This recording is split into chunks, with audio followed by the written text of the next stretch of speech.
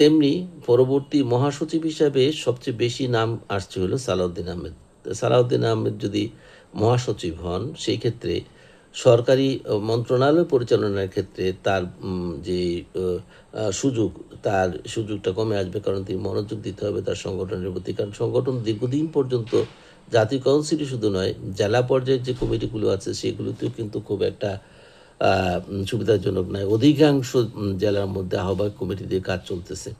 তো দলকে এখন সংগঠিত করা খুব জরুরি তাদের জন্য। কারণ আগামী দিনগুলিতে জামাত এবং এনসিপির জোট, ১১ দলীয় জোট যেটা, সেটা তারা মাঠ দখল করার আপ্রাণ চেষ্টা করবে। কারণ তারা এখন একচ্ছত্রভাবে বিরোধী দলের অবস্থান তৈরি করতে পেরেছে। এখন আর আওয়ামী লীগ যে বসে থাকবে তা না। আওয়ামী লীগের কর্মকাণ্ড নিষিদ্ধ থাকার পরও তারা কিন্তু বিভিন্নভাবে চেষ্টা করবে যে তারা রাজনীতির মাঠে আবার সরব হওয়ার জন্য।